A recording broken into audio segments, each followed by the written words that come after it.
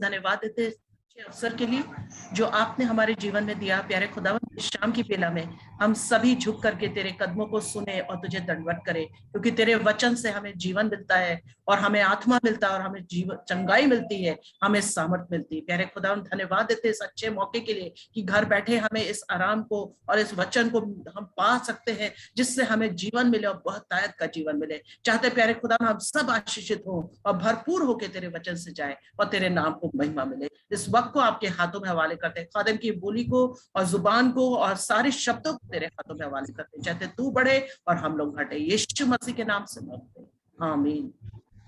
आमीन। Thank you, Didi. Thank you very much. All right. So tonight we will talk about this very important character from the book of Genesis. हमारे घरों में बहुत सी बार जब बच्चे होते हैं, वी हैव अ डॉटर और यू हैव अ सिस्टर, हो सकता है उसका नाम हो खुशी। जानते हैं किसी खुशी को आप? किसी मुस्कान को? मुझे मालूम है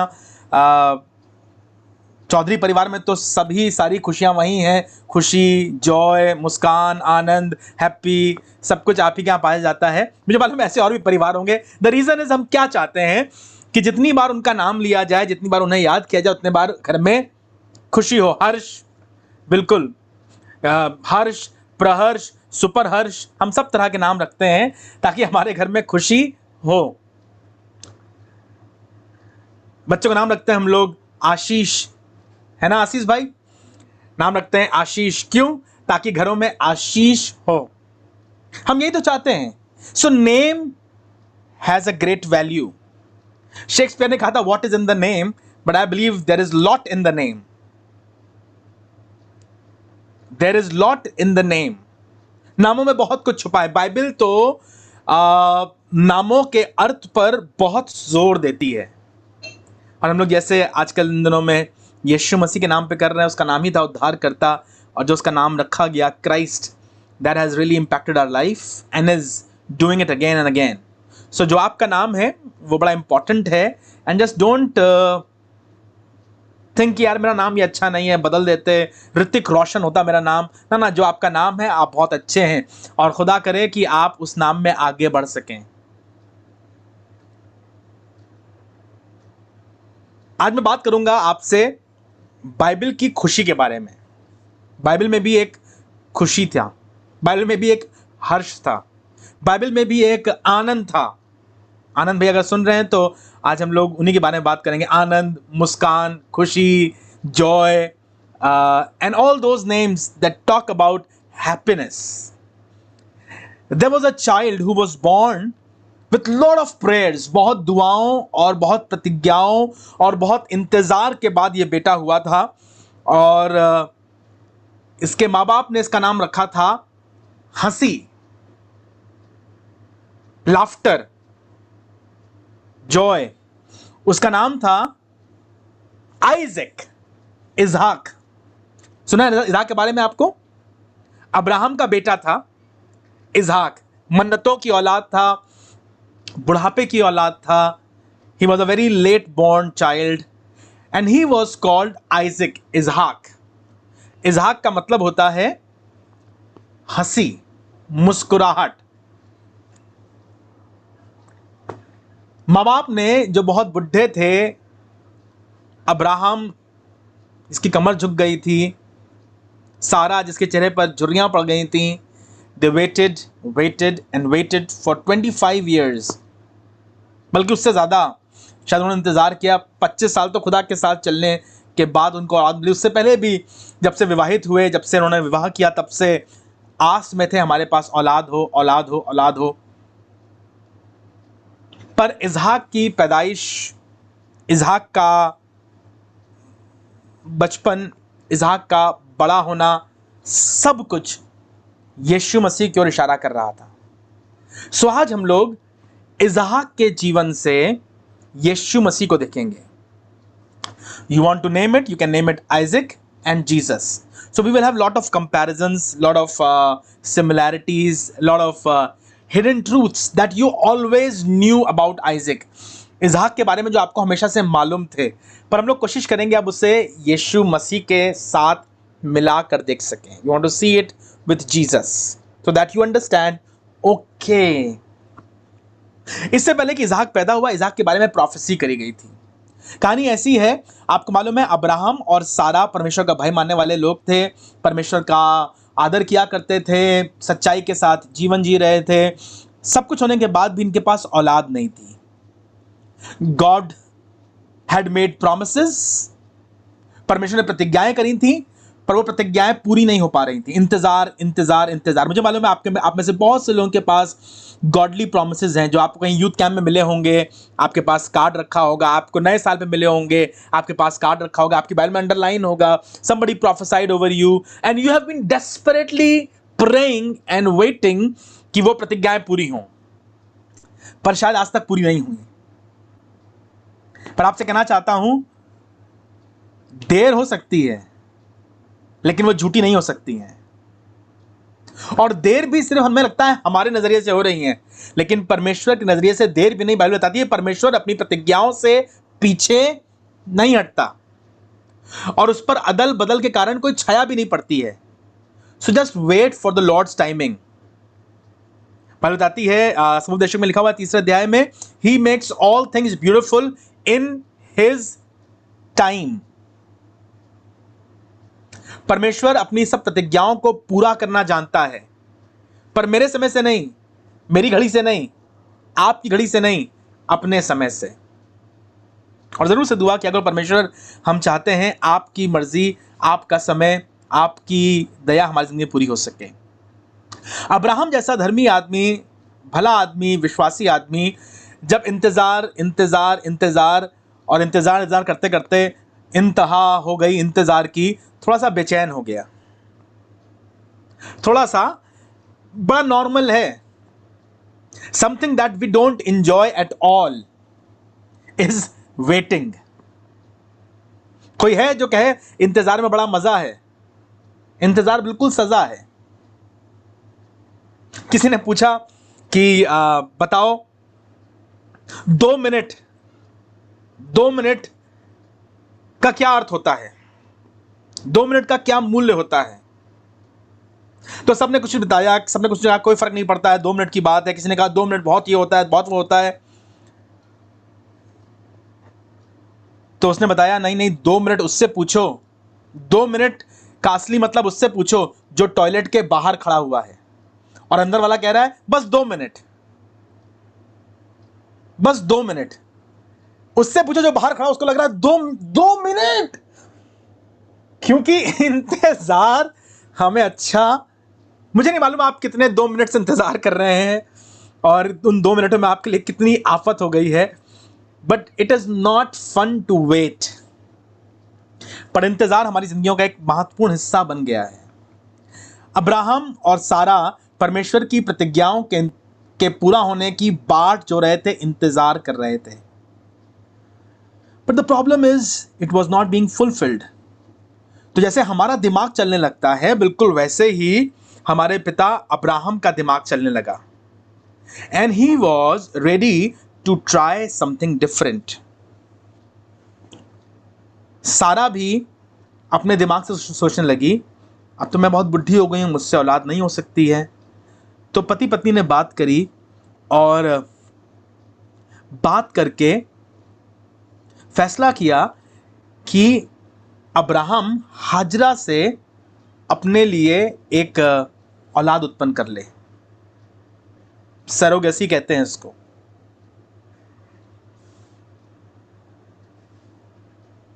मिमी, लेटेस्ट अपडेट मिमी, जिन लोगों ने देखी है वो समझ जाएंगे। समझ में आई बात? तो बात यह हुई कि हाजरा से औलाद उत्पन्न कर ले। खुदा बाप ने कहा उस पर मैं आशीष नहीं दूंगा, मेरी बरकत सारा के बेटे के साथ है, सारा के औलाद के साथ है। To cut the long story short, हाजरा और अब्राहम से इश्माइल उत्पन्न हुआ, लेकिन परमेश्वर के सामने वो ग्रहण योग्य नहीं था, क्योंकि परमेश्वर ने वायदा किया था सारा और अब्राहम की औलाद से। So they had to wait and wait. जब बहुत दिन इंतजार करते रहे और कुछ नहीं हो रहा था, तो एक दिन अब्राहम झल्ला गया और गुस्सा होकर कहने लगा, परमेश्वर,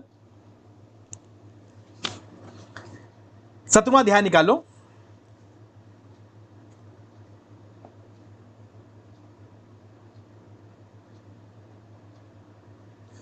और उसके 18वें पद से, God kept repeating his promise again and again, but nothing was happening. So one day, in frustration, झलझलाहट में, अब्राहम कहते हैं परमेश्वर से, उत्पत्ति 17वां अध्याय और उसके 18वें पद में, और इब्राहिम ने परमेश्वर से कहा, इश्माइल ही तेरी दृष्टि में बना रहे, यही बहुत है।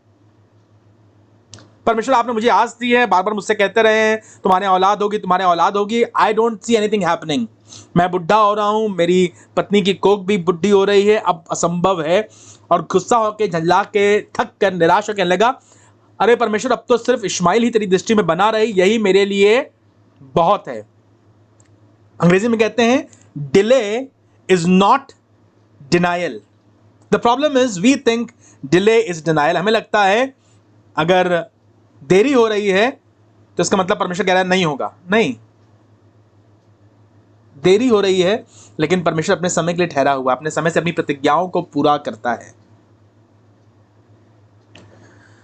तब परमेश्वर ने 19वें पद में, तब परमेश्वर ने कहा, निश्चय तेरी पत्नी सारा के तुझ से एक पुत्र उत्पन्न होगा और तू उसका नाम इसहाक रखना, और मैं उसके साथ ऐसी वाचा बांधूंगा जो उसके पश्चात उसके वंश के लिए युग युग की वाचा होगी। Before Isaac was born his name was foretold. उसका नाम पहले से बताया गया था। यीशु मसीह का नाम उसके पैदा होने से पहले से बताया गया था, उसका नाम यीशु रखना। इसहाक का नाम बताया गया है, उसका नाम इसहाक रखना। और प्रतिज्ञा क्या है? मैं उसके साथ ऐसी वाचा बांधूंगा जो उसके पश्चात उसके वंश के लिए युग युग की वाचा होगी।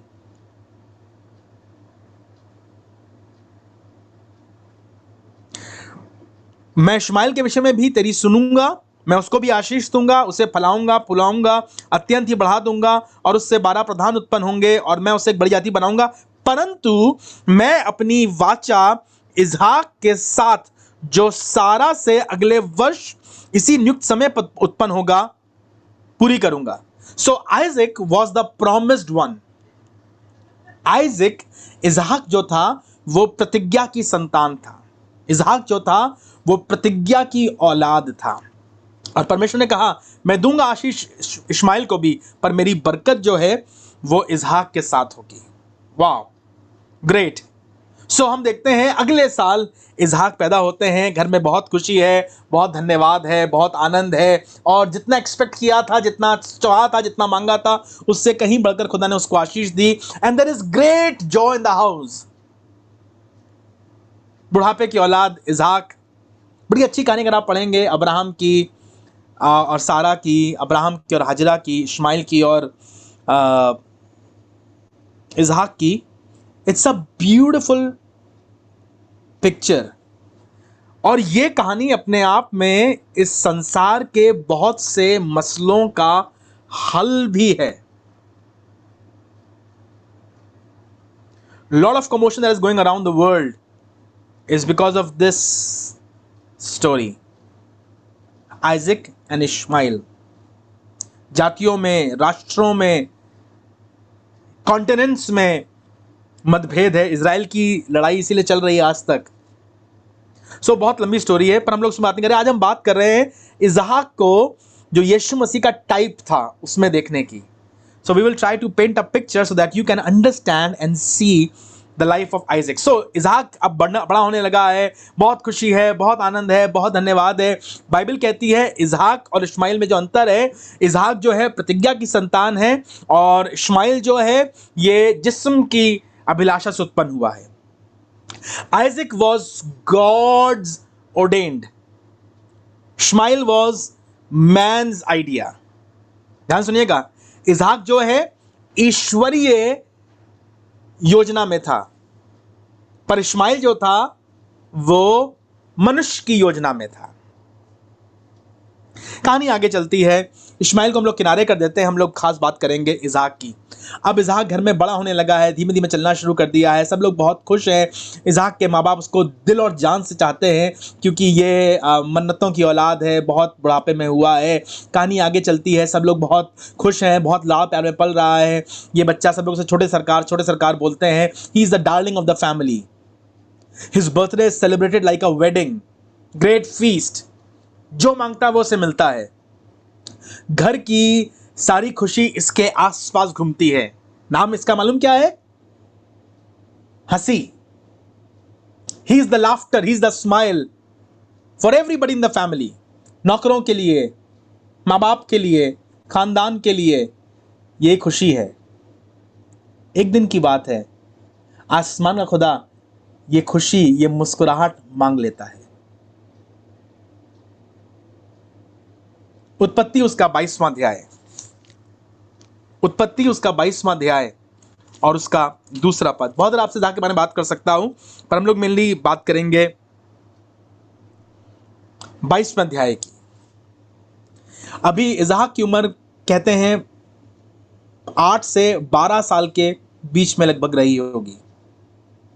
He should have been a 12-year-old boy, something like that, first born in the family।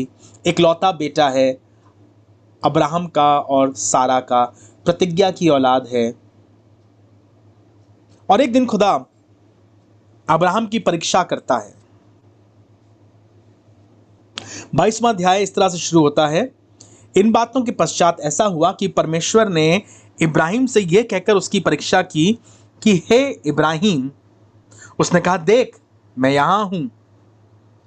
परमेश्वर ने कहा, अपने पुत्र को अर्थात अपने इकलौते पुत्र इसहाक को, जिससे तू प्रेम करता है, संग लेकर मोरिया देश में चला जा और वहां उसको एक पहाड़ के ऊपर, जो मैं तुझे बताऊंगा, होम बलि करके चढ़ा। ओ, अब्राहम की तो जान निकल गई होगी। अब्राहम की जान था ये इसहाक, मां की जान था, आंख का तारा था, इनकी खुशी थी। खुद बाप तुम कुछ भी मांग लो मैं देने को तैयार हूं, पर इसहाक, और तुमने तो दिया है, तुम्हारी योजना में है, तुम्हारे प्रॉमिसेस हैं, और तुम इसहाक को। शायद अब्राहम समझ ही नहीं पा रहा होगा, उस चक्कर आ गए होंगे, उसके होश उड़ गए, आंख से आंसू बहने लगे। तो आप क्या मांग लिया? धन संपत्ति मांग लेते, पैसा मांग लेते, नौकर चाकर मांग लेते। अरे मुझे कहते मैं अपने आप को कुर्बान कर देता। But why Isaac? मुझे नहीं मालूम, लेकिन परमेश्वर कई बार हमारी परीक्षा करता है, और जो आपका बहुत अजीज हो, जो आपकी खुशी हो, जो आपकी मुस्कुराहट हो, जिसमें आपके सपने छुपे हों, जिसमें आपको लगता है इसी में मेरी प्रतिज्ञाएं पूरी होंगी, जिस पर आप सारी जिंदगी के लिए कनात कर रहे हो, कई बार वो उसी को मांग लेता है।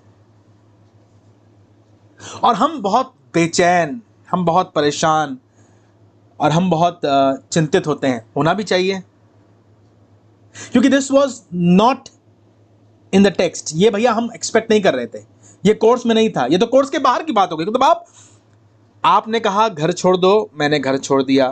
आपने कहा एक देश में चलो जहां मैं तुम्हें लेके जाऊंगा, मैं चला आया। प्रभु आपने कहा कि यहाँ वेदी बनाओ, मैंने वेदी बनाई। आपने कहा हाजरा को हटा दो, मैंने हाजरा को हटा दिया। आपने कहा मैं औलाद दूंगा, मैंने मान लिया। अब जब औलाद दी तो आपने सब कुछ बिगाड़ दिया। Why Lord? प्रभु ऐसा क्यों? अगर मैंने कुछ गलत किया है, मैंने कुछ गुनाह किया, मुझे सजा दीजिए ना। आप मेरे बेटे को क्यों दे रहे हैं? पर सुनिए, जब परमेश्वर बात करता है तो उसके बात करने में बड़ा every statement has a value. When God was talking to Abraham and asking for the sacrifice his only begotten son,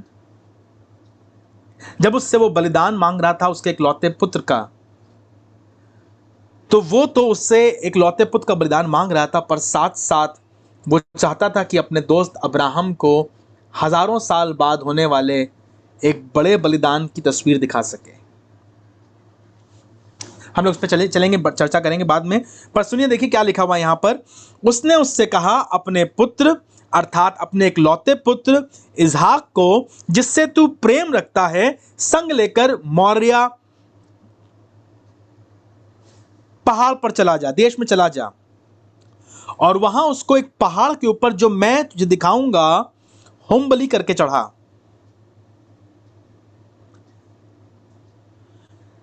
परमेश्वर ने जगह बताई, the appointed place, mount Moraya. कौन सा पहाड़? मोरिया पहाड़। याद रखिए, बाइबल का सबसे इंपॉर्टेंट पहाड़ है मोरिया पहाड़। बाइबल में बहुत से पहाड़ों का जिक्र है, पर यह one of the most important mountains में से एक है। आप जानते हैं सीने पहाड़ के बारे में, जहां 10 आज्ञाएं मिली, सयोन पहाड़ जो परमेश्वर का पवित्र निवास कहलाता है, पर मोरिया पहाड़ भी किसी पहाड़ से कम नहीं है, क्योंकि पहली आराधना मोरिया पहाड़ पर ही अर्पित करी गई।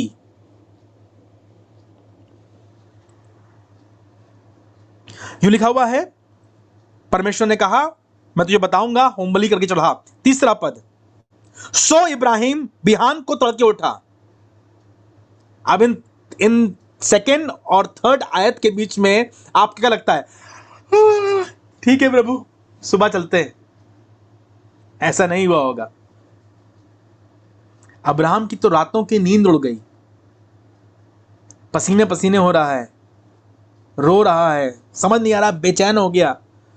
बुढ़ा आदमी, शायद बीपी भी हाई हो गया होगा उसका, शुगर फ्लक्चुएट कर रही है, चक्कर आ जा रहे हैं, गिर पड़ रहा है। क्यों? क्योंकि उससे कहा गया अपने बेटे को कुर्बान कर दे। आप जानते हैं ना, जब बच्चे को टांका लगता है तो बच्चा तो कम रोता है, मां ज्यादा रोती है। बच्चे को सुई लगती है तो पापा अपनी आंख बंद कर लेते, नहीं नहीं नहीं नहीं नहीं। मां उसके फायदे के लिए लग रही है। यहां पर सुई नहीं लग रही है, यहां पर सिर्फ टांका नहीं लग रहा है, यहां पर सैक्रिफाइस की बात हो रही है।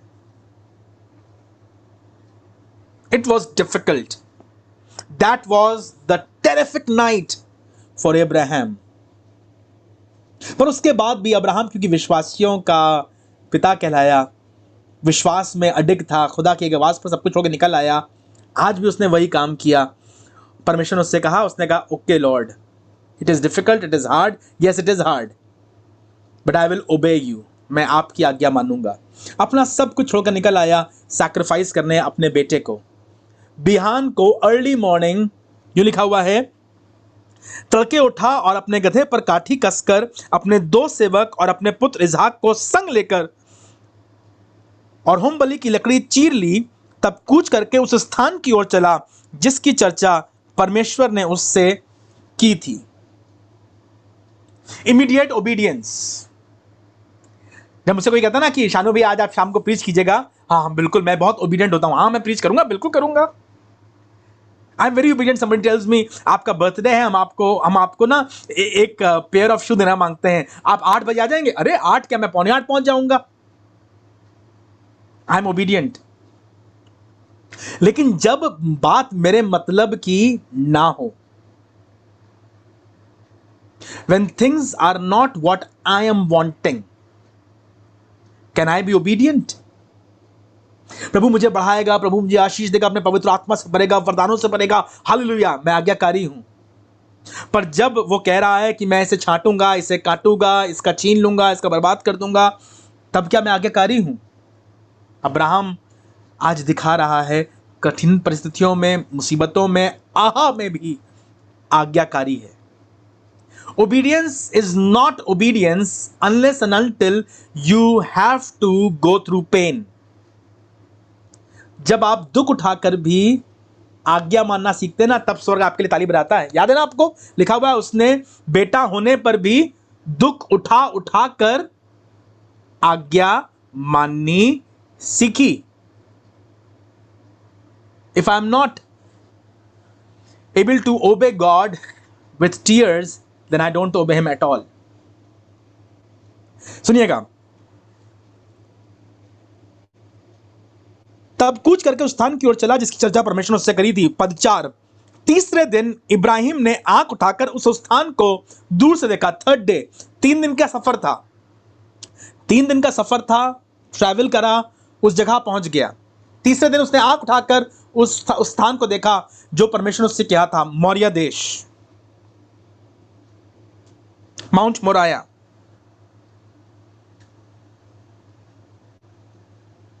पद 5, तब उसने उन 2 सेवकों से कहा, गधे के पास यहीं ठहरो, ये लड़का और मैं वहां जाकर दंडवत करके फिर तुम्हारे पास लौट आऊंगा। यह शब्द दंडवत बहुत इंपॉर्टेंट है। This is the first mention of the worship in the Bible. Hindi में लिखा है दंडवत, अंग्रेजी में लिखा है वर्शिप, हिब्रू बाइबल में लिखा हुआ है शाका। शाका, शाका मतलब टू बाउ डाउन, सामने झुक जाना, सर को झुकाना, अपने आप को दीन कर देना। आराधना के लिए सबसे उच्च शब्द है शाका। It's a Hebrew word. इब्रानी भाषा में शाका बोला गया है। करना क्या था उन्हें? वहां सैक्रिफाइस करना था। पर अब्राहम ने नौकरों से कहा, मैं और ये लड़का जाते हैं ऊपर, शाका करके आराधना करके लौट आएंगे। अब्राहम इसलिए नहीं कह रहा था क्योंकि वो जानता था कि परमेश्वर उसे जिंदा कर देगा, और बहुत सी बातें आप बोल सकते हैं, पर जो मुख्य कारण था उस समय वर्तमान परिस्थिति में, the fact was he told them कि हम आराधना करके लौट आएंगे, क्योंकि अगर वो ये कह देता कि मैं उसे बलिदान करने जा रहा हूं, तो नौकर अब्राहम को बलिदान करने नहीं देते। अब मालिक आप पागल हो गए क्या? आपका लड़का है, आपका लड़का है, परमेश्वर ने आपको दिया है।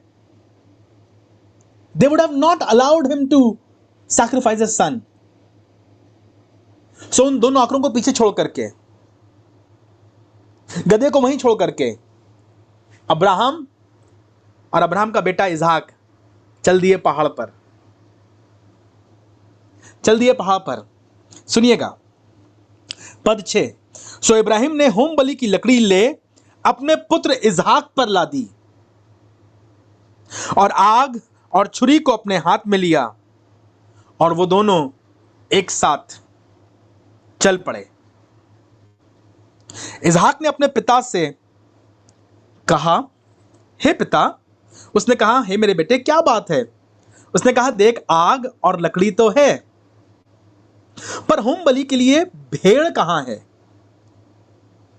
Now comes the most important statement. Ibrahim ने कहा, हे मेरे पुत्र, परमेश्वर होम बलि की भेड़ का उपाय आप ही करेगा। होम बलि के लिए भेड़ का उपाय आप ही करेगा। अब्राहम को नहीं मालूम था कि अब्राहम के मुंह से क्या निकल रहा है, but that was prophecy about Jesus Christ, messianic prophecy for the ultimate sacrifice, जो मनुष्य के पापों के लिए बहाया जाएगा। सो वे दोनों एक संग चल दिए, और वे उस स्थान को जिसे परमेश्वर ने उन्हें बताया था पहुंचे। तब इब्राहिम ने वेदी बनाकर लकड़ी को चुन चुन कर रखा और अपने पुत्र इसहाक को बांध के वेदी पर के लकड़ी के ऊपर रख दिया। और इब्राहिम ने हाथ बढ़ाकर छुरी ले ली कि अपने पुत्र को बलि करे। तब यहोवा के दूत ने स्वर्ग से उसे पुकार कर कहा, हे इब्राहिम, हे इब्राहिम। उसने कहा, देख मैं यहां हूं।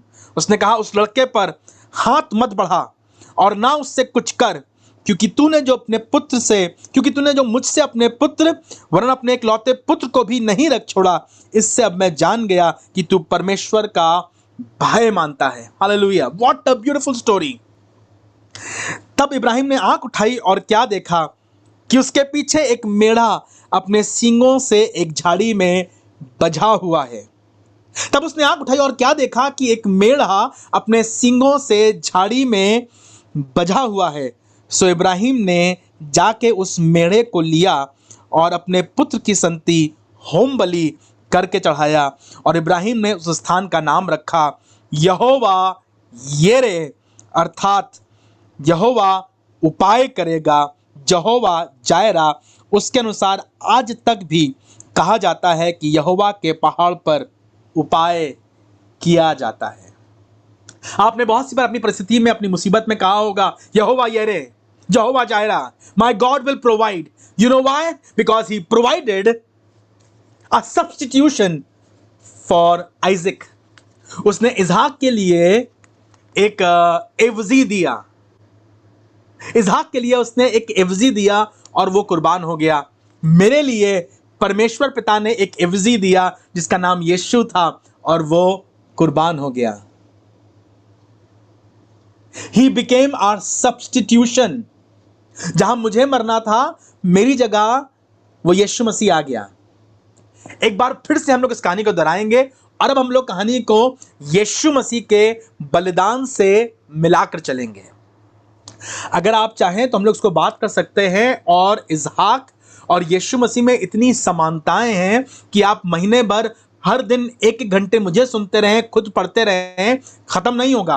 Because this is very very deep. Isaac was the type of Jesus. पर मैं विश्वास करता हूं जब मैं और आप आज खुदा कलाम पढ़ रहे हैं तो खुदा कलाम हमसे बातचीत कर सके, हम समझ सके। टाइम बहुत तेजी से जा रहा है, तो जल्दी से आपके साथ बात कर सकूं, इसको खत्म कर सकूं। सुनिएगा, अब्राहम और इसहाक का बलिदान, the similarities between the sacrifice of Isaac and Jesus.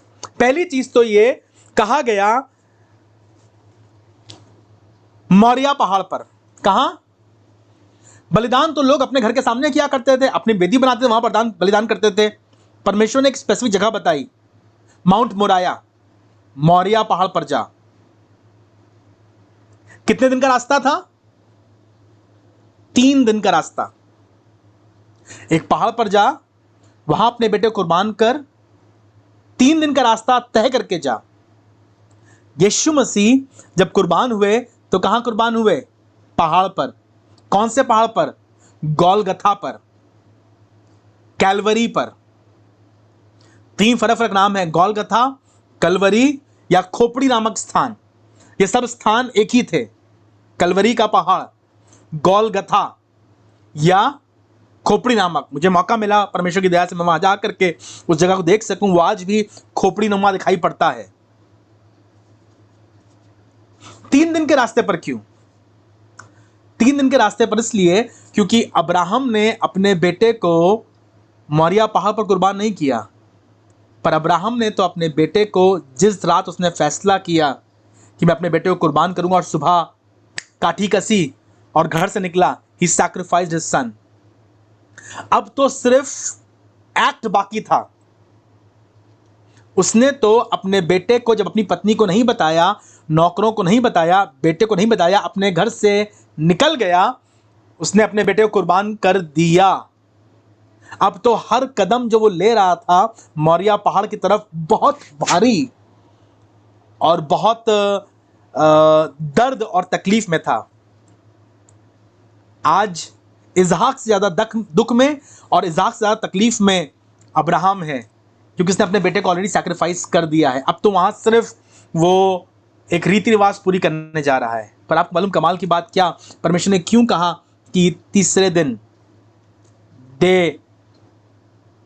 Third day you sacrifice him? मालूम क्यों? क्योंकि प्रभु यीशु मसीह कलवरी पहाड़ पर सलीब पर चढ़ाए गए और तीसरे दिन जी उठे। वो मोरिया पहाड़ पर अपने बेटे को कुर्बान करने नहीं, मोरिया पहाड़ पर तो वो अपने बेटे को वापस लेने गया था, जिसे उसने अपने घर पर ही कुर्बान कर दिया था। The obedience of saying yes and I will sacrifice was counted faithfulness। Abraham की आज्ञाकारिता कि हाँ मैं अपने बेटे को कुर्बान कर दूंगा, जब उसने घर पर परमेश्वर के सामने हाँ कहा, परमेश्वर ने उसके लेके धर्म गिन लिया। आज वो मोरिया पहाड़ पर अपने बेटे को मारने नहीं, पर अपने बेटे को जिलाने गया था। The resurrection was the third day। याद है ना आपको? वो कब्र फट गई और यीशु मसीह तीसरे दिन जी उठा। सुनिए आगे, दो चोर यीशु मसीह के साथ थे। दो चोर यीशु मसीह के साथ थे। दो सेवक या दो नौकर इसहाक के साथ थे। सिमिलैरिटीज। फिर कमाल की बात यह है, नौकरों को वहीं छोड़ दिया। इसहाक और अब्राहम अकेले चले पहाड़ पर। नौकरों को वहीं छोड़ दिया। इसहाक और अब्राहम अकेले चढ़े पहाड़ पर। अरे अब्राहम, तुम्हारा बच्चा बलिदान होने जा रहा है, तुम कैसे बाप हो? तुमने उसके ऊपर लकड़ियां लाद दी? तुम्हें जरा सा तरस नहीं आ रहा है? नहीं, मैं भविष्यवाणियां पूरी करने के लिए इंतजार कर रहा हूं, क्योंकि 3000 साल बाद एक और बेटा कलवरी पहाड़ पर अपने ऊपर लकड़ी लादे हुए चलेगा, रगड़ता रहेगा, खिसता रहेगा, जख्मी होगा, घायल होगा, पर कांधे पर सूली उठाए हुए कलवरी पहाड़ की राह पर चलेगा। I had a privilege to walk that route. मुझे अवसर मिला कि मैं उस विया डोलारोसा, उसे कहते हैं दुख की राह, विया डोलारोसा, जहां मेरा मसीह अपने कांधे पर सलीब उठाए चला, मैंने वो जगह देखी। वो जगह आज भी उसके प्रेम और उसकी दया से भरी और सनी हुई है। अब्राहम जल्लाद नहीं था कि अपने बेटे पर, 12 साल के बेटे पर लकड़ी लाद दी, पर अब्राहम विश्वासी था, विश्वास योग्य था। That is why his son had to carry his own wood, because years later पिता का इकलौता पुत्र अपनी सलीब उठा करके कलवरी की राह चढ़ेगा। कमाल की बात यह है, यहां पर बाप और बेटा एक साथ पहाड़ पर चल रहे हैं। बाप सैक्रिफाइस कर रहा है अपने बेटे को। अब्राहम अपने बेटे इसहाक का बलिदान कर रहा है। और बिल्कुल वैसे ही परमेश्वर ने जगत से ऐसा प्रेम रखा कि अपना इकलौता पुत्र दे दिया। बाप हमारे लिए बलिदान कर रहा है। अच्छा, वापस आइए, सुनिए the reason for the sacrifice. परमेश्वर जानना मांगता था कि क्या वाकई अब्राहम मुझे अधिक प्यार करता है, या कहीं ऐसा तो नहीं कि अब वो अपने बेटे को मुझसे बढ़कर प्रेम करने लगा। जब परमेश्वर से बातचीत शुरू करते हैं 22वें अध्याय के दूसरे पद में, उत्पत्ति 22:2 में, तो वो क्या कहते हैं? सुनिए, उत्पत्ति 22:2 में लिखा हुआ है, उसने कहा अपने पुत्र, 3 बातें कही, अपने पुत्र, अपने इकलौते पुत्र। और उसे मालूम नहीं है क्या? God wanted to make very sure into the ears of Abraham, अपने बेटे को, अपने एक लौते बेटे को जिससे तू प्रेम रखता है, संग लेकर मोरिया पहाड़ पर जा। प्रभु, ये क्या तरीका है, क्या बात है? उसको मालूम उसका बेटा है, उसका एक लौता बेटा है, उसका नाम इसहाक है, और वो उससे बेइंतहा प्यार करता है। I want to see, I want to know, I want to testify, and I want the world to see that Abraham is faithful unto me। और अब्राहम किसी भी चीज से बढ़कर मुझसे ज्यादा प्यार करता है। बड़ी इंपॉर्टेंट बात है, सुनिएगा। एक बार सिर्फ अपनी जिंदगी में झांक करके, अपने गिरेबान में झांक कर देखिए, मैं किससे ज्यादा प्यार करता हूं? Whom do I love more, the gift or the giver? The gift और द गिवर। तेरी कुदरत की यह शान, खुद ही दाता खुद ही दान। आप किसे प्यार करते हैं? जो उसने बरकतें आपको दी हैं, नौकरी आपको दी है, घर आपको दिया है, मीठी आवाज आपको दी है, हुस्न आपको दिया है, मकान आपको दिया है, पैसा आपको दिया है, या ये दौलत भी ले लो, ये शोहरत भी ले लो, मुझे मेरा खुदा दे दो। What is your first love?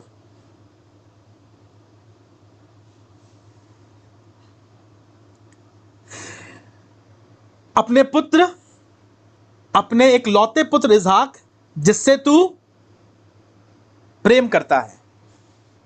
खुदा को मालूम था ये उससे बहुत प्यार करता है, but God wanted to really see, does he love me more और ही लव्स हिज सन मोर। जब अब्राहम इस एक्ट में खरा उतरा और उसने अपने इकलौते पुत्र को भी ना रख छोड़ा, तलवार चलाने को तैयार हो गया, तो 12वीं आयत पढ़िए क्या लिखा हुआ है। 22वां अध्याय उसका 12वां पद। परमेश्वर अपने स्टेटमेंट रिपीट करता है। उसने कहा, उस लड़के पर हाथ मत बढ़ा और ना उसे कुछ कर, क्योंकि तूने मुझसे अपने पुत्र वरन अपने इकलौते पुत्र को भी नहीं रख छोड़ा, इससे अब मैं जान गया। वही बात कह रहा है, अपने पुत्र, अपने इकलौते पुत्र को भी नहीं रख छोड़ा। एक चीज में सो गई।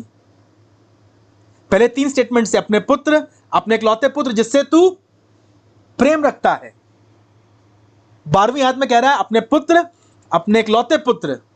अब ये नहीं कह रहा जिससे तू, मुझे मालूम है तू अपने बेटे से अधिक मुझसे प्यार करता है और मैं इस बात से खुश हूं। परमेश्वर आपकी कोई आशीष आपसे छीनना नहीं चाहता है। आपकी मोहब्बत, आपकी खुशी, आपकी मुस्कुराहट आपसे छीनना नहीं चाहता है, पर चाहता यह है हमारी जिंदगियों में प्राथमिकता परमेश्वर की हो। If somehow you replace God with the materialistic things, then God is not happy. सुनिएगा, माउंट मोराया या मौर्या का मतलब क्या है? मौर्या का मतलब होता है teacher. Teacher, mount Moraya, Maurya पहाड़ का मतलब होता है टीचर। ये पहाड़, ये पूरी कहानी मुझे और आपको कुछ सिखा रही है, कुछ वैल्यूएबल सिखा रही है। इन दोनों बलिदानों में कारण सिर्फ एक था, प्रेम। There was no other reason for the sacrifice but love. For God so loved the world. परमेश्वर ने जगत से ऐसा प्रेम रखा। अब्राहम ने परमेश्वर से ऐसा प्रेम रखा कि अपना इकलौता पुत्र भी बलिदान करने को तैयार हो गया। The love was the epicenter. This is the first worship offered in the Bible. Bible की पहली आराधना जहां शब्द आया है दंडवत, आराधना, वर्शिप, शाका, ये वो है। जब इसको पढ़ता था मुझे बड़ा अच्छा लगता था, मुझे लगता था इनकम्प्लीट कहानी है ये। जब मैंने इसको ध्यान से पढ़ा, गौर से पढ़ा, मेरे होश उड़ गए। मुझे मालूम चला ये मौर्या पहाड़ वो पहाड़ है, ध्यान सुनिएगा, ये मौर्या पहाड़ वो पहाड़ है जहां पर अब्राहम ने अपने बेटे का बलिदान किया, इसहाक का बलिदान किया। ये मौर्या पहाड़ वो पहाड़ है जो बाद में हमें मालूम चलता है कि अरुणा का खेत था, जहां पर दाऊद ने वेदी बनाई थी और वहां पर परमेश्वर के सामने बलिदान चढ़ाया और परमेश्वर ने उसके अपराधों को क्षमा किया। और हम फिर देखते हैं कि यही वो जगह थी जहां पर बाद में सुलेमान ने, the same very same mount Moraya, जहां पर बाद में सुलेमान ने मंदिर बनाया, आराधना का स्थान। परमेश्वर ने जगत की उत्पत्ति से मौर्या पहाड़ को चुन लिया था। दूसरा इतिहास 3 अध्याय उसका पहला पद। दूसरा इतिहास 2 क्रॉनिकल्स चैप्टर 3 वर्स 1।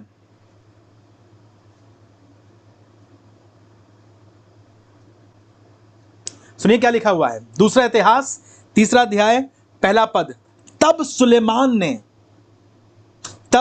सुलेमान ने यरूशलेम में मौर्या नामक पहाड़ पर उसी स्थान में यहोवा का भवन बनाना आरंभ किया, जिसे उसके पिता दाऊद ने दर्शन पाकर यबूसी ओरनान के खलियान में तैयार किया था। Do you see? जहां पहला स्थान था आराधना का, मौर्या पहाड़, बाद में हजारों साल बाद वहीं पर सुलेमान का मंदिर बना ताकि सदा काल के लिए वो स्थान आराधना का स्थान बना रहे। आज तक इजराइल में लड़ाई चलती है, झगड़ा चलता है उस जगह के लिए, उस पहाड़ के लिए। उसे कहा गया है रॉक ऑफ डोम, वो पवित्र स्थान जिसे परमेश्वर ने चुना था। और आपको मालूम बड़ी बात क्या है? बड़ी बात यह है, मौर्या पहाड़ की ही एक श्रृंखला पर, मौर्या पहाड़ जो है एक, इसे बोलते हैं अंग्रेजी में गोलन हाइट्स, गोलन हाइट्स बोलते हैं। कभी आप सुने ये शब्द गोलन हाइट्स, माउंट मोराया? तो ये सब एक श्रृंखला है, एक पहाड़ नहीं है मौर्या पहाड़। मौर्या देश था, वहां पर पहाड़ हुआ करते थे, यरूशलेम में पहाड़ था। उसी पहाड़ की एक श्रृंखला या एक दूसरी चोटी पर या उसी जगह पर यीशु मसीह का भी बलिदान हुआ। गोलगथा या कलवरी उसी मौर्या पहाड़ की एक पहाड़ी का नाम है। जगत की उत्पत्ति से पहले परमेश्वर ने मौर्या पहाड़ को चुन लिया, दाऊद से वहां वेदी बनवाई, सुलेमान से वहां मंदिर बनवाया और बाद में अपने बेटे को वहीं कुर्बान किया, और आज तक वो पवित्र स्थान दिखाई पड़ता है। अगर आपने कभी यरूशलेम की तस्वीर कहीं भी देखी हो, यरूशलेम की तस्वीर कहीं भी देखी हो, तो हर तस्वीर में आपको वो गोल्डन डोम दिखाई पड़ता है। इंटरनेट पे देखिए, किसी घर में लगी देखिए, जितनी बार आप देखिए गोल्डन डोम, समझ लीजिएगा this is the point that we are talking about. The sacrifice of Jesus was the ultimate sacrifice, started in the book of Genesis with the sacrifice of Isaac. इसहाक, हंसी खुशी, स्वर्गों का आनंद तुम्हारे लिए सलीब पर कुर्बान हो गया। यह एक बड़ी खूबसूरत कहानी है। बहुत बात कर सकता हूं, बहुत चर्चा कर सकता हूं, पर आज मैंने निवेदन करा है, रिक्वेस्ट करी है अविनाश भैया से, अन्नू भाई से। हमारे बिल्कुल पड़ोस में रहते थे, पापा के जब में सेवकाई करते थे, God has blessed him. Amit भाई आपके ये रूम पार्टनर रहे हैं। I have requested Avinash to share a bit after the sacrifice and how you can see Isaac and Jesus throughout the Bible. So over to you, Avinash. Take the liberty, and we believe God has a special deposit in you, and you will bless us. Avinash भाई इस समय Singapore में रहकर सेवकाई करते हैं और pastor Patrick लो के चर्च के इस समय मेन पास्टर हैं। So may God bless you as you minister the word. Thank you, भैया. Can I be heard on both? दोनों Zoom sessions में? Yes, you are. All right. Praise Lord everyone. धन्यवाद करते हैं परमेश्वर का कि खुदा अपने वचन से मुझे और आपको इतनी गहरी और इम्पोर्टेंट बातें परमेश्वर सिखा रहा है, और आई एम ब्लेस्ड पर्सनली कि शानू भैया अपनी स्टडी करके अपना टाइम देके and he teaches us all from God's word. और इस समय हम लोगों ने बात करी, हम लोगों ने देखा किस तरीके से जो जब हम इसहाक की बात करते हैं, हमें मालूम है कि वो प्रभु यीशु मसीह को दर्शाता है। हमने उस कहानी में देखा, शानू ने बताया अच्छी तरीके से कि किस तरीके से हर एक चीज में हम देखते हैं कि इसहाक जो है वो प्रभु यीशु मसीह को दर्शा रहा है।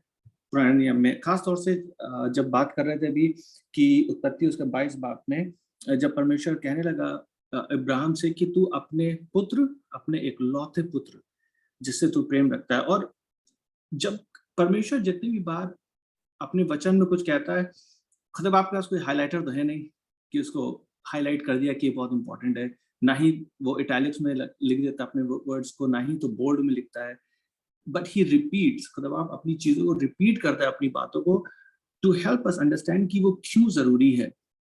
और हम देखते हैं परमेश्वर वचन में कि जो जब परमेश्वर शब्द इस्तेमाल करता है अपना एकलौता पुत्र, तो मुझे और आपको मालूम है अब्राहम का जो इसहाक था वो एकलौता पुत्र समझ के अनुसार नहीं था, क्योंकि इश्माइल भी उसका पुत्र था। लेकिन परमेश्वर बार बार अब्राहम से कह रहा है कि इसहाक तेरा एकलौता पुत्र है। क्यों? क्योंकि जो इब्रानी भाषा का शब्द है एकलौता पुत्र या जो ओनली सन, उसका मतलब है यूनिक। इस वजह से परमेश्वर ने 3 बार इस बात को बोला अपना एकलौता पुत्र, क्योंकि प्रभु यीशु मसीह मेरे और आपके लिए, जो प्रभु यीशु मसीह जो परमेश्वर का पुत्र है, जिसने मुझे और आपको धर्मी बना के परमेश्वर के बेटे और बेटी होने का अधिकार दिया है, हम सबों में भी प्रभु यीशु मसीह इज यूनिक। उससे बड़ा कोई नहीं है, उसके जैसा पुत्र और कोई नहीं है, वो हम सब में सबसे ऊपर है। जो मैं और आप प्रभु यीशु मसीह के बेटे बेटियां हैं, हम सब में प्रभु यीशु मसीह सबसे ऊपर है। और इसहाक में परमेश्वर मुझे और आपको दिखा रहा है कि किस तरीके से यीशु मसीह की क्या इंपॉर्टेंस है परमेश्वर की नजरों में। मैं आपसे बात करना मांगूंगा इस सैक्रिफाइस के बाद, क्या हमें मालूम है कि हाँ, इसहाक जो है वो यीशु मसीह को दर्शा रहा है। हमें मालूम है कि इसहाक जो है पूरी बाइबल में वो किस तरीके से यीशु मसीह का रूप है। लेकिन अब जो सवाल ये है, जो मैं अपने आप से पूछ रहा हूं और हम सबसे पूछना मांगता हूं, कि अब जब हमें मालूम है कि इसहाक प्रभु यीशु मसीह को दर्शा रहा है, तो अब इस इंफॉर्मेशन को लेके, इस नॉलेज को लेके, इस अंडरस्टैंडिंग को लेके मैं और आप क्या करें? क्या सिर्फ इस बात से खुश हो जाए कि अच्छा हाँ, मुझे मालूम है क्या उत्पत्ति में ये है जो इसहाक यीशु मसीह को दर्शा रहा है, और अब मैं कहीं और प्रीच कर सकता हूँ। लेकिन इसके बाद भी परमेश्वर के वचन में बहुत एक गहरी बात हुई, जो मैं आज आपसे बात करना मांगता हूं, कि ये मालूम होने के बाद कि इसहाक जो है वो यीशु मसीह को दर्शा रहा है, मैं और आप क्या करें? मेरे साथ चले जल्दी से उत्पत्ति उसका 24 बाब, उत्पत्ति उसका 24 बाब और उसकी 62nd वर्स से हम पढ़ेंगे और 67th वर्स तक। उत्पत्ति 24 बाब उसके 62nd वर्स से 67 वर्स तक। यहाँ पे यूं लिखा हुआ है, 24 बाब उत्पत्ति 24 बाब उसकी 62वीं आयत से लिखा हुआ है, इसहाक तो दक्षिण देश में रहता था, सो लहरोई नाम कुएं में होकर चला आता था, और सांझ के समय वो मैदान में ध्यान करने के लिए निकला था, और उसने आंखें उठाकर क्या देखा कि ऊंट चले आ रहे हैं। अब इससे पहले क्या हुआ है कि अब्राहम को अब चिंता होने लगी कि भाई इसहाक की शादी भी होनी है। तो अब्राहम ने अपने नौकर से बोला, जो उसका चीफ सर्वेंट था, उससे बोला कि जाके मिल, और कहने लगा कि मेरे ही परिवार से, जो मेरे ही देश के जो मेरे लोग हैं, उनमें से मेरे पुत्र इसहाक के लिए एक पत्नी लेके आ। तो परमेश्वर, जो अब्राहम का जो सर्वेंट है, वो वहां पे गया हुआ है, और वो रिबका की फैमिली में गया है, उसको लेके आ रहा है इसहाक के लिए। अब दिख रहा है कि एक सीन ये है जहां पे जो सर्वेंट है वो रिबका के साथ है, और दूसरे सीन में परमेश्वर से बात कर रहा है, और सांझ के समय इसहाक मैदान में ध्यान करने के लिए निकला था, और उसने आंखें उठाकर क्या देखा कि ऊंट चले आ रहे हैं। और रिबका ने भी आंख उठाकर इसहाक को देखा, और देखते ही ऊंट पर से उतर पड़ी। तब उसने दास से पूछा, जो पुरुष मैदान पर हमसे मिलने को चला आता है सो कौन है? दास ने कहा, वो तो मेरा स्वामी है। तब रिबका ने घूंघट लेकर अपने मुंह को ढांप लिया, और दास ने इसहाक से अपना सारा वृत्तांत वर्णन किया। तब इसहाक रिबका को अपनी माता सारा के तंबू में ले आया, और उसको ब्याह कर उससे प्रेम किया, और इसहाक को माता की मृत्यु के पश्चात शांति मिली। अब जो खास बात मुझे आपको देखते हैं कि हम बात कर रहे हैं किस तरीके से इसहाक यीशु मसीह को दर्शा रहा है। सैक्रिफाइस के बाद जब इसहाक एक तरीके से जी उठा, उसके बाद अब बाइबल में इसहाक का वर्णन है। उस बीच में कहीं परमेश्वर वचन इसहाक की बात नहीं कर रहा है। अब जब इसहाक आया है सीन में एक बार फिर से, तो वो इसलिए आया है ताकि अपनी पत्नी को अपने साथ ले जा सके। जब यीशु मसीह जी उठा मृतकों में से, कहने लगा कि मैं अपने पिता के पास वापस जाता हूं। अब जब नेक्स्ट यीशु मसीह आएगा, तो परमेश्वर वचन बताता है कि वो अपनी पत्नी के लिए, कलीसिया के लिए उसको लेने आएगा। तो इसका मतलब अगर इसहाक यीशु मसीह को दर्शा रहा है, तो जो रिबका है, जो रेबेका है, वो मुझे और आपको, जब प्रभु यीशु मसीह की कलीसिया को दर्शाती है। और आज जो मैं आपसे बात करना मांगता हूं वो ये है कि हम रिबका से कुछ सीख पाए। कुछ मिनटों को लेकर हम ये देखना मांगते हैं कि हम क्या रिबका से सीख सकते हैं, कि जब यीशु मसीह जो हमारा पति है, हम किस तरीके से अपने आप को उसके लिए तैयार कर सकते हैं। और जो खास बात मैं आपको दिखाना मांगता हूं वो ये, उत्पत्ति उसका 24 बाब उसकी 55 से लेकर 60वीं आयत तक। अब हम वापस चल रहे हैं। अभी हम एक सीन आगे बढ़े थे कि इसहाक आ रहा है, और वहां उधर से दूसरी तरफ से उसका नौकर आ रहा है रिबका के साथ, और तब रिबका और इसहाक पहली बार मिलते हैं। लेकिन 55वीं आयत से उत्पत्ति 24 बाब 55 से लेकर 60वीं आयत तक पढ़ेंगे, और उसमें कुछ ऐसा लिखा हुआ है। रिबका के भाई और माता ने कहा, कन्या को, अब जब सर्वेंट कह रहा है, उसका नौकर कह रहा है कि मुझे इसको अपने स्वामी के पास लेके जाना है, तो रिबका के भाई और माता ने कहा, कन्या को हमारे पास कुछ दिन अर्थात कम से कम 10 दिन रहने दे, फिर उसके पश्चात वो चली जाएगी। अब उसके परिवार वाले निवेदन कर रहे हैं रिबका के कि कुछ दिन इसे यहाँ पे रहने दो, उसके बाद चली जाएगी। तो जो विदाई का जो ड्रामा वाला सीन है वो नया नहीं है, वो पुराने नियम से चलता चला आ रहा है कि जब जाने का दिन है तो उसको रोक के और 10 दिन और रोक दो, थोड़ा कम से कम साथ में बैठ के बात कर लेंगे, अभी तक इतनी बात हो नहीं पाई, उसके बाद उसको ले जाना। 56 आयत में कह रहा है, उसने उनसे कहा, सर्वेंट ने उनसे कहा, यहोवा ने जो मेरी यात्रा को सफल किया है, सो तुम मुझे मत रोको, अब मुझे विदा कर दो कि मैं अपने स्वामी के पास जाऊं। उन्होंने कहा, हम कन्या को बुलाकर पूछते हैं और देखेंगे कि वो क्या कहती है।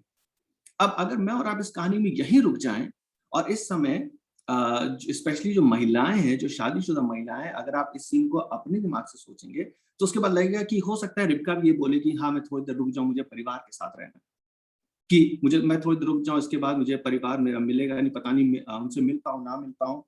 लेकिन सुनिए रिबका ने क्या कहा। कहने लगे, उन्होंने 57 आयत में उन्होंने कहा, हम कन्या को बुलाकर पूछते हैं, देखेंगे वो क्या कहती है। सो उन्होंने रिबका को बुलाकर उससे पूछा, क्या तू इस मनुष्य के संग जाएगी?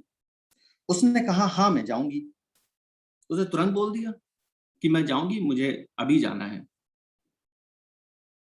59 वर्ष में तब उन्होंने अपनी बहन रिबका और उसकी भाई और इब्राहिम के दास और उसके साथी सबों को विदा किया और उन्होंने रिबका को आशीर्वाद दिया। अब यहाँ पे परमेश्वर वचन बता रहा है कि जब सर्वेंट रिबका के पास गया तो रिबका जो है वो अपने परिवार को छोड़ के इसहाक के साथ गई, और या फिर इसहाक से मिलने गई। वो उसके लिए जाना मांग रही थी, और रिबका के लिए जो सबसे इंपॉर्टेंट बात थी वो ये कि वो अपने होने वाले पति के पास जाए। And she was ready, she was prepared कि जो उसका परिवार था, जहां पर वो पली बड़ी थी, उनको छोड़ दे और कहने लगी मैं जा रही हूं। शायद, मुझे नहीं मालूम, शायद परमेश्वर के आत्मा ने उससे बात करी या कोई एक बात उसको कुछ ऐसी समझ आई कि उसके दिमाग में बैठ गया कि नहीं, यही मेरी डेस्टिनी है, मुझे यही जाना है, और कहने लगी कि नहीं मुझे अभी जाना है। अब जब मैं और आप इस बात को पढ़ रहे हैं तो क्या कोई एक ऐसी बात है जो मेरे और आपके दिमाग में आ रही है, एक ऐसा ही सीन कि जब इसहाक से, इससे पहले कि इसहाक से मुलाकात हो, किसी को अपना घर छोड़ना पड़ा, to leave their father's house. अगर आपको याद हो, यही चीज अब्राहम के साथ हुई थी। जब परमेश्वर ने अब्राहम को बुलाया, इससे पहले कि परमेश्वर की प्रॉमिसेस पूरी होती, इससे पहले कि परमेश्वर ने उससे वाचा करी थी कि मैं तुम्हें जाति जाति का पिता ठहराऊंगा, इससे पहले कि परमेश्वर से प्रार्थना करता है कि परमेश्वर से प्रॉमिस करता कि इसहाक के लिए या उसके पुत्र देने के लिए अब्राहम को अपने पिता का घर छोड़ना पड़ा। और ये बहुत खास बात है। मैं और आप इसको सिर्फ यूं ही पढ़ के और सोच के अच्छा ठीक है, हाँ अब्राहम ने अपना घर छोड़ा, रिबका ने अपना घर छोड़ा, हाँ अच्छी बात है क्योंकि इसहाक से मिलने जाते हैं, क्योंकि इसहाक की प्रॉमिस थी। ये उससे भी बड़ी बात है मेरे और आपके लिए। इससे पहले कि अब्राहम के जीवन में इसहाक आता, उसको अपने पिता का घर छोड़ना पड़ा। इससे पहले रिबका के जीवन में इसहाक आता, जो यीशु मसीह को दर्शा रहा है, उसे अपने पिता का घर छोड़ना पड़ा। और पिता का घर ये नहीं दर्शा रहा है कि सिर्फ माँ बाप से दूर हो जाओ या अपने घर वालों से दूर हो जाओ। जो पिता का घर है वो दर्शाता है जो पिता की, जो वहां की अथॉरिटी है, वो दर्शाता है जो उस जगह की मेंटालिटी है, जो जिस तरीके की सोच है। यूहन्ना उसका 8 बाब उसकी 44वीं आयत में जब यीशु मसीह बात कर रहा है शास्त्री फरीसियों से, तो कह रहा है तुम तो अपने पिता शैतान से हो। बिना यीशु मसीह के मैं और आप शैतान के घराने से ताल्लुक रखते हैं। अगर मैं और आप आत्मिक रेल में इस बात को देखें, मैं आपके जो इमीडिएट घर है उसकी बात नहीं कर रहा हूं, लेकिन इस समय हम स्पिरिचुअल लेवल पे बात कर रहे हैं। कहने लगा तुम अपने पिता शैतान से हो। मुझे और आपको जरूरत है कि इससे पहले मेरे और आपकी खुदा मसीह यीशु से मुलाकात हो कि हम तैयार हों उस जगह को छोड़ने के लिए, उस सोच को छोड़ने के लिए, उस मेंटालिटी को छोड़ने के लिए, उन आदतों को छोड़ने के लिए जो कि मुझे और आपको प्रभु यीशु मसीह से दूर रखे हुए हैं। क्योंकि मैं और आप पापी मनुष्य हैं, we are of fallen nature, और इसलिए मुझे और आपको जरूरत है कि कई बार हमने इस चीज को पाया है कि ऐसे मसीह भी होते हैं जो कि प्रभु यीशु मसीह से भी प्यार करना चाहते हैं, लेकिन अपने कल्चर को भी नहीं छोड़ना मांगते। लेकिन मैं और आप जो प्रभु यीशु मसीह के लोग हैं, हमें सोचना है, हमें बात करनी है किंगडम कल्चर के लिए। मैं यहाँ पे इस सिंगापुर के कल्चर की बात नहीं है, इंडिया के कल्चर की बात नहीं है, किसी और देश में जहां पे यहाँ पे वहां के कल्चर की बात नहीं। This is about kingdom culture. मुझे और आपको जो सोच धारण करनी है वो वचन की सोच धारण करनी है। और मेरे आपके लिए आशीष की बात यह है कि प्रभु यीशु मसीह ने मेरे और आपके लिए ऑलरेडी एक मार्ग बना दिया है। अपने सलीब के द्वारा, अपने लहू के द्वारा मेरे और आपके लिए मार्ग बना दिया है। भजन संहिता 4 बाब उसकी 3 आयत में लिखा हुआ कि परमेश्वर ने धर्मी जन को अपने लिए अलग कर रखा है। प्रभु यीशु मसीह में परमेश्वर ने ये काम कर दिया है। लेकिन आज अगर मैं और आप रिबका की जगह हैं, एक कलीसिया के तौर पे जिसको लेने प्रभु यीशु मसीह फिर से आने वाला है, क्या मैं और आप इस तरीके से जीवन जी रहे हैं कि मैं सब कुछ छोड़ने के लिए तैयार हूं क्योंकि मुझे मसीह यीशु से मिलना है? मैं सब कुछ जो बातें मैंने अभी तक अपने दिमाग में रखी हैं, जो जिस तरीके का मेरा अभी तक चाल चलन रहा है, जो जिस कल्चर में पला बड़ा हूं, और जो ऐसी सोचें हैं जो परमेश्वर के वचन के मुताबिक नहीं है, कि मैं उसको छोड़ने के लिए तैयार हूं ताकि मैं अपने मसीह से मिल सकूं। पहला कुरिन्थियों 13 बाब उसकी 11वीं और 12वीं आयत निकालें। पहला कुरिन्थियों 13 बाब उसकी 11वीं और 12वीं आयत। पौलुस कहने लगा, जब मैं बालक था तो मैं बालकों की नाई बोलता था, बालकों का सा मन था, बालकों की सी समझ थी, परंतु जब सियाना हो गया तो बालकों की बातें छोड़ दी। जब मैं सयाना हो गया तो कह रहा है मैंने बालकों की बातें छोड़ दी।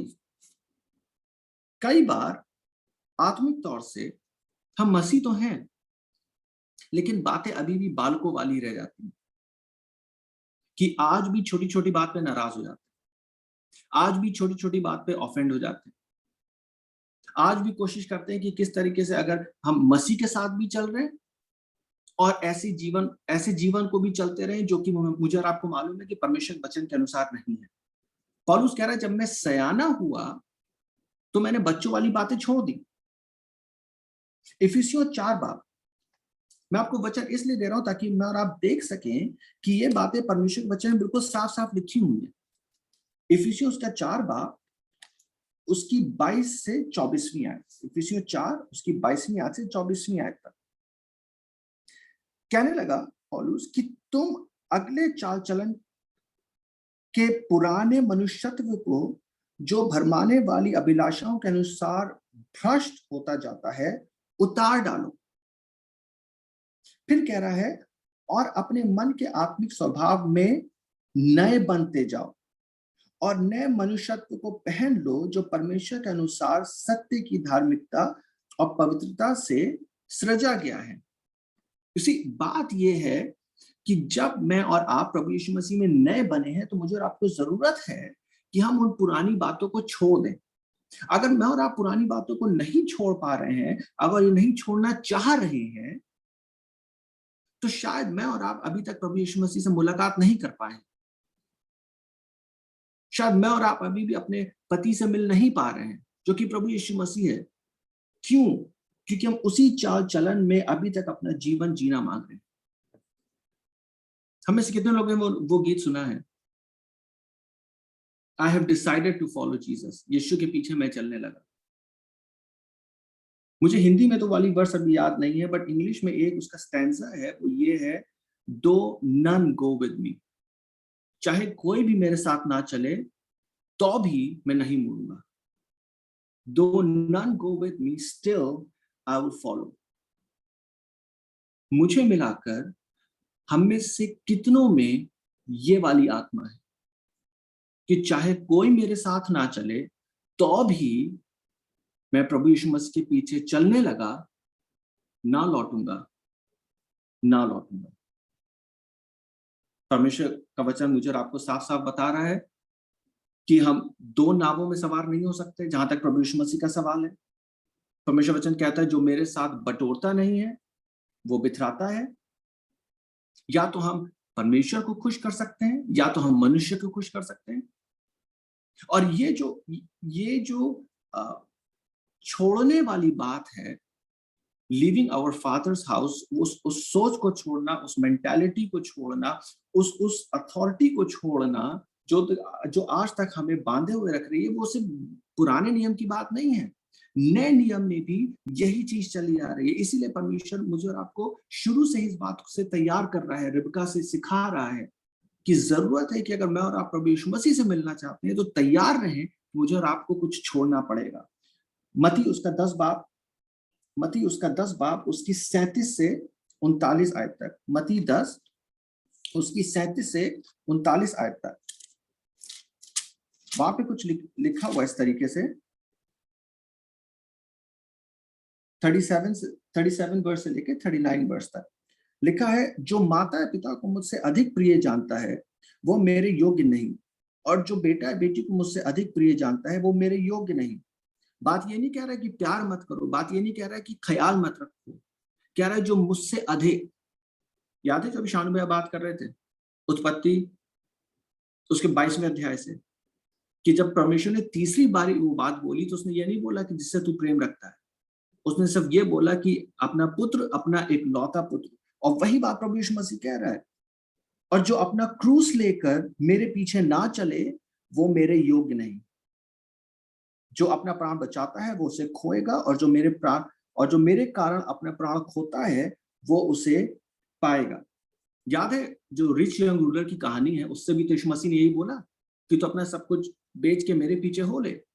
यीशु मसीह ये थोड़ी चाहते कि वो बिल्कुल गरीब हो जाए, बिल्कुल भंगी हो जाए। यीशु मसीह ये सीधे समझाना मांग रहा था कि अगर तुम्हें मेरे पीछे चलना है तो तुम्हें कुछ छोड़ने के लिए तैयार रहना पड़ेगा।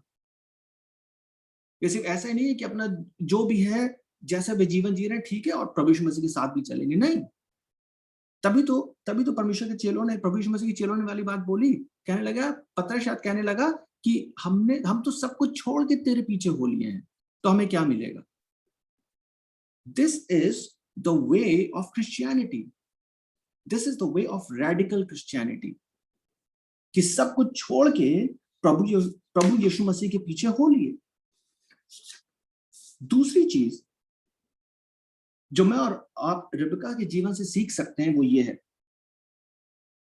इससे पहले कि रिबका इसहाक से मिल पाती या उसको देख पाती, उसने ऑलरेडी ये डिसीजन बना लिया कि मैं अपने परिवार को छोड़ रही हूं।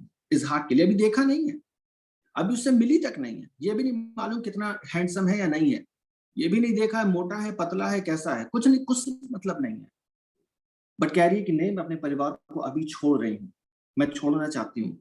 आपको पता है जब जो ग्रीक भाषा का शब्द है चर्च के लिए वो है एक्लीसिया, और उसका मतलब है बुलाए हुए लोग या अलग किए हुए लोग। पहला पत्रस इस बारे में बात करता है कि तुम मसीह की निज प्रजा हो।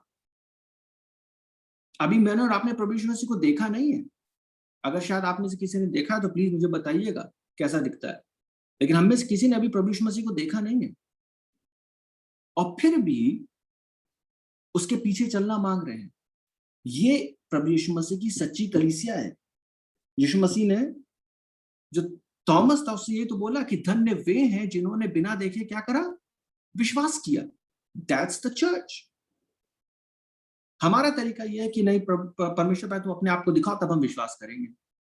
परमेश्वर का तरीका यह है कि पहले तुम विश्वास करो, and then you will see my power, then you will see my glory, then you will see my authority in your life. जो रिबका है सिर्फ इसहाक जो यीशु मसीह को दर्शा रहा है, रिबका चर्च को दिखा रही है। और जब हम इस बात को जान जाते हैं कि यीशु मसीह किस तरीके से दर्शाया गया है पुराने नियम में, तो उस बात को लेके सिर्फ यहां रखने के लिए नहीं है, उस बात को लेके यहां से काम करने की जरूरत है कि अब मैं इसका क्या करूं। हाँ प्रभु यीशु मसीह है, वचन झूठा नहीं है, but there has to be a response जो कि रिबका के रूप में हम चर्च का रिस्पॉन्स देख रहे हैं। क्या मैं और आप तैयार हैं कि चाहे कुछ भी हो जाए, मैं और आप प्रभु यीशु मसीह के पीछे चलेंगे? बिकॉज उसने मेरे और आपके लिए अपने आप को बलिदान करा, वो हमारा पति है, वो हमारा परमेश्वर है। क्या हम इस बात को कह सकते हैं रिबका की तरह कि मैंने देखा नहीं है अभी, बट मैं यीशु मसीह के पीछे चलने के लिए तैयार हूं, मैं सब कुछ छोड़ने के लिए तैयार हूं। मेरी ये प्रार्थना है कि मैं और आप हर एक जन आज इस बात को समझ पाए कि जो क्रिश्चियनिटी है वो सिर्फ नॉलेज के लिए नहीं है। Christianity is a practical way of living and it's a relationship जो मेरा और आपका प्रभु यीशु मसीह के साथ होता है। और मैं प्रार्थना कर रहा हूं कि हम में से हर एक जन आज रिबका की तरह इस बात का डिसीजन ले ले that I am willing to leave anything and everything जो कि मुझे प्रभु यीशु मसीह से दूर रखे हुए, no matter what it is. एक दोस्त हो सकता है, कोई परिवार वाला हो सकता है, कोई ख्याल हो सकता है, किसी तरह के काम हो सकता है, कोई आदत हो सकती है जो आज तक आपको प्रभु यीशु मसीह से दूर रखे, कि मैं उसको छोड़ रहा हूं because I need to be with Jesus, ताकि मैं अपने प्रभु यीशु मसीह के साथ रह सकूं। खुदा बाप आपको बरकत दे। Hallelujah. I definitely believe you've been blessed. Thank you, Avinash bhai. Thank you, Annu, very much. अब नहीं है वो कांटों का सेहरा, वो तो पहने हैं दूल्हे का सेहरा। मैं धन्यवाद करता हूं, स्पीकर को उठा दो। धन्यवाद करता हूं कि वो कांटों का सेहरा नहीं है, पर वो हमारे लिए दुल्हा बनकर आ रहा है। जैसे इजहाक उस वेदी से उतर गया, he was not sacrificed, he was alive, so is Jesus। मौत का डंक तोड़कर, ऐ मौत तेरी फतह कहां रही, मौत का डंक तोड़कर अपनी कलीसिया को, मुझे और आपको लेने आ रहा है। और हमारे लिए बहुत बहुत और बहुत जरूरी है कि हम अपने आप को तैयार कर सकें। जैसे रिबका ने खुशी से अपने आप को तैयार किया, बिल्कुल वैसे ही हम भी अपने आप को खुशी से तैयार कर सकें, बेदाग और बेझुर्री कलीसिया। Thank you very much Avinash भाई, I am sure we are blessed. Thank you very much everybody for joining in. विलाप गीत 4:20 में लिखा हुआ है, लेमेंटेशंस 4:20 सेज, जिसके बारे में हमने सोचा था कि वो हमें अन्य जातियों के बीच बचा लेगा, यहोवा का अभिषिक्त है, हमें निकाल लेगा, वो उनके खोदे हुए गड्ढों में पाया गया। ये था इजहाक, ये था यीशु, ये था वो बलिदान का मेमना। पर हम धन्यवाद करते हैं, अब वो घोड़े पर सवार होकर के शेर की मानंद, दुल्हे की मानंद अपनी कलीसिया को लेने आने जा रहा है। तो आइए दुआ करें, पवित्र आत्मा में तैयार करें, और ये कलाम जो हमसे बात कर रहा है, not only for my knowledge sake but for my entire being to be change, ताकि मेरा पूरा व्यक्तित्व बदल जाए और मैं अंश अंश करके उसके स्वरूप में आ सकूं। मैं दुआ करूंगा हर एक रिबका मुझे मिला करके अपने आप को एक तेजस्वी कलीसिया बनाए, एक प्रतापी कलीसिया बनाए जो अपने दुल्हे के लिए तैयार कर रही है। प्रभु यीशु, धन्यवाद कि इन रात के पहरों में हम तेरे कलाम को सुन रहे हैं और तेरा आत्मा हमसे बात कर रहा है। हमारा निकम्मा चाल चलन जो बाप दादाओं के जमाने से चला आता था, आज प्रार्थना कर रहे हैं वो हमसे दूर हो जाए। पहला पत्रस पहला अध्याय 20वां पद, प्रभु मेरी जिंदगी में पूरा हो। हमारा छुटकारा सोने चांदी अर्थात नाशवान वस्तु के द्वारा नहीं, पर निर्दोष और निष्कलंक मेमने के लहू के द्वारा हुआ, जो हमारे लिए कलवरी पर बलिदान हुआ है। बाप दादाओं का चाल चलन, निकम्मा चाल चलन, पुराना गुस्सा, पुराना झूठ, पुरानी बीमारी, पुरानी लालच, सेल्फिश नेचर, यीशु मसीह नासरी के नाम से हमें सदा के लिए छोड़ के चला जाए। और हम में से हर एक प्रभु जो आज सुन रहा है, let them be renewed, restored and refreshed by your word. धन्यवाद के साथ प्रार्थना को यीशु मसीह नासरी के नाम से मांगते हैं, आमीन और आमीन। Thank you very much for joining in. Thank you very much Avinash for sharing your art. और विश्वास करता हूं हमें से हर एक जन ने आशीष प्राप्त करी है। कल आपसे मुलाकात होगी 8 बजे। खुदा हाफिज, जय मसीह की, praise the Lord. Thank you very much.